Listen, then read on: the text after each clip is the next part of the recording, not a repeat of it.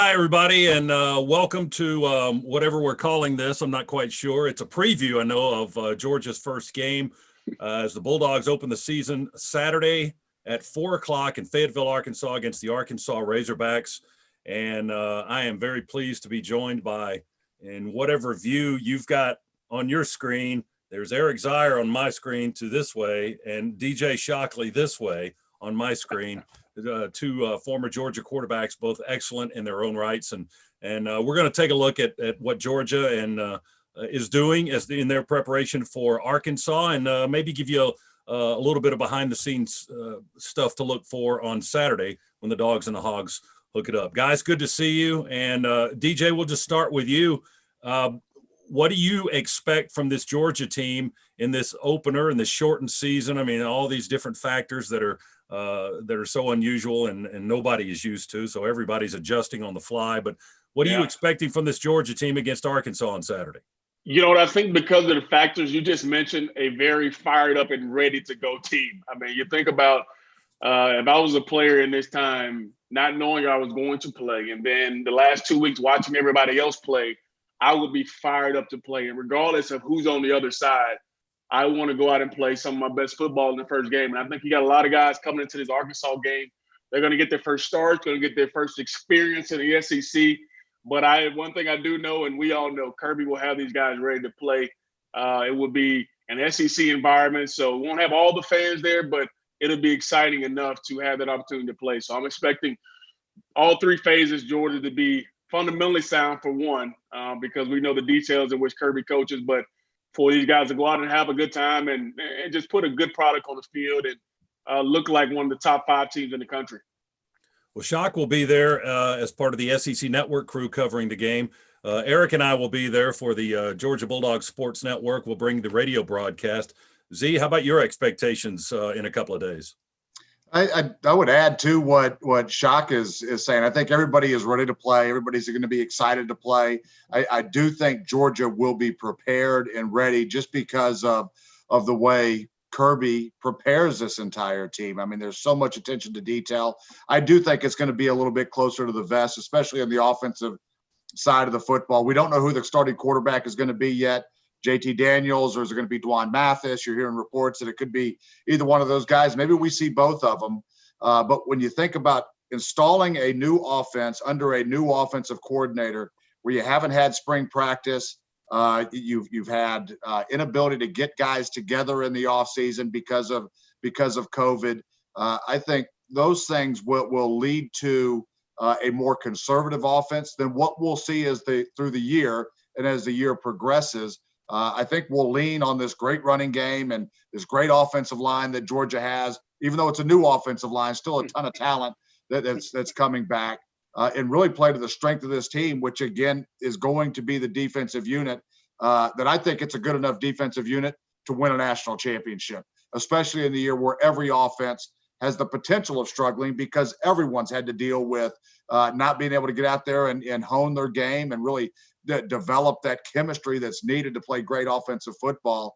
I think Georgia will lean on that running game, lean on an offensive line, and lean on a defense that can be as good as anyone in the country. Arkansas has won cover your ears, Z. Arkansas has won only 4 games in the last 2 years. They're 4-20. New head coach, new coaching staff. So a lot of news and a lot of unknowns for Georgia to prepare for, DJ. Is that Georgia is a big favorite? We know that, heavy favorite, 3 or 4 touchdowns, whatever it is. Is that somewhat of an equalizer for Arkansas to maybe bring the game a little bit closer because there are so many unknowns and it might be a little bit tougher to prepare for the Bulldogs? Well, Scott, I don't know if it'll be an equalizer, but I know it definitely will be a factor going into the game because you think about Sam Pittman and what he means, and you can just hear how the players talk about Sam Pittman already at Arkansas, how they're already responding to him in a different way. And Z and I both know as players, when you know you got a coach that loves you, that is he supports you, you're going to go out and you're going to give a little bit extra in that ball game because you know that he's depending on you. But you look at Kendall Browse as an offensive coordinator. I mean, everywhere he's been, he's put up big numbers. He wants to have the air raid style. He wants to throw it all over the yard. He wants to spread you out. And they have some big receivers on the outside that can hurt you. They also got a running back in Raheem Boyd, who is one of the top running backs, I believe, in the SEC and has done it versus top talent. You got Felipe Franks, is a guy who's played in this league, who understands playing against Georgia what you have to do. On the other side, Barry Odom is a guy who's been a head coach, but also is a defensive-minded guy, will actually draw up some things that will probably give Georgia some fits. So both coordinators, I think, are a big deal in this ball game because of their experience, because of what they bring to the table. And they're going to have these guys playing at such a high level that these guys will believe they can be in the game. So I don't know if it'll be an equalizer for them because Georgia is just that much talented, I believe, than Arkansas. But it definitely is a factor in this ball game because of what they've done in their past and how they're going to try to get these guys playing at the level that probably Arkansas fans won't be used to. There's a lot to clean up with the Razorbacks, Z. I think they gave up 36 points a game last season. Their defense has struggled, obviously, as Shock just pointed out. New DC and Barry Odom, the former Missouri head coach. How does Georgia, you mentioned a moment ago, you think maybe our offense might be a little more conservative, but how do they attack an Arkansas defense that hasn't been too good in the last couple of years? I think we have our blueprint already on the offensive side of the ball. Now, that is going to open up. I mean, we brought Coach Monken in for a reason, and it is to get more aggressive, bring this offense up to really what other college offenses are doing today across the country. But I think as we start this season, we will outman and out-talent Arkansas. And when you have the ability to outman and out-talent anybody, it gives you the luxury of playing it a little bit closer to the vest. I just think that talent gap that is there right now, that we know what a great recruiter Coach Pittman is. He will turn this Arkansas team around. But the same challenges that Georgia has right now with the new offensive coordinator and not being able to go through spring, Arkansas has it in every phase of the game right now. So really, even though we've got some unknowns sitting there, not sure exactly how that's going to parlay itself into the game. Arkansas has got a disadvantage because they haven't been able to get on the field with an entirely new staff across the board. I think Georgia goes in, executes a blueprint that has worked for us here for the past couple of years, that has put us up on the national stage, and it's just relying on the talent and the strength and the athleticism of the team that we have, because it is that much better than what Arkansas can put out there right now. Shock, will the stadium atmosphere, do you think, be a factor for both of these teams? You know, maybe 20,000 folks in the stadium, less than that perhaps. I mean, everything's going to look different. It's not going to be the festive atmosphere that we're used to seeing in SEC football. But your thoughts on that and how that'll affect the play on the field? I think initially it'll be a shock for a lot of the guys, especially the guys who've been around for a while and have played major college football, running out and not being able to, have that atmosphere. Or you think about third down situations or short yardage plays where the crowd gets into it. I was reading some stuff where Arkansas is not doing their walk through the aid and not having all that kind of stuff. So that's a different feeling getting ready for the ball game. But ultimately, I believe when the ball's kicked off and these guys are playing in between those lines, you kind of forget about the crowd. I remember when I played in front of 90,000, when I was at the line of scrimmage, I didn't realize anybody was in the stands. So I think at the end of the day, they're going to be more worried about the guy across from them than worried about the fans. But I think when you come off to the sideline, you have TV timeouts, all that kind of stuff, is where you understand that, hey, we don't have the same kind of atmosphere. But I think during the game, when the ball is snapped and they're playing football, that's what it'll be. I'll ask both of you guys this. Z, first, what's Georgia's biggest unknown? In your mind, what's the biggest unknown, the thing that you're looking for that maybe, no one knows about or knows how it's going to be on Saturday? Well, I think my answer is probably going to be what the entire Georgia Bulldog Nation question is who's going to pull the trigger? Who's going to play quarterback? It's obviously it's a critical position on the field. It's a critical position in the locker room because the quarterback is naturally looked to as the leader of the football team. And I think we had established that person in Jamie Newman, and then he opts out. And now two guys have got to step up here and really establish themselves as the leader of this football team. both with their play and their actions on the field, but also emotionally. And Shock and I both had a chance earlier this year to be in some Zoom meetings, not meetings, but Zoom meetings with the entire quarterback group, and you could feel the leadership that Jamie Newman had, and you could feel how the team would rally around him. So for me, that's going to be really the question: which one of these guys is going to step up? They are both talented. They can both throw the football. They can both move. Assuming JT Daniels is going to be really good to go and from a health perspective, but. I think the guy that ultimately emerges is the guy that can capture the hearts and minds of everybody on this team, and through their leadership can elevate the play of everybody.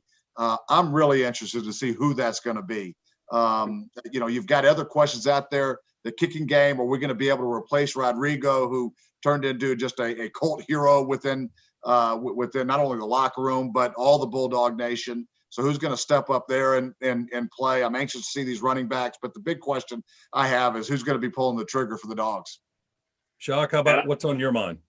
And before I speak on who I think, I'm just highly disappointed that the guy who has so much pull, my man Egg Zaire, doesn't know who's playing quarterback. I thought he would tell us, and I thought he would be the guy that let us know.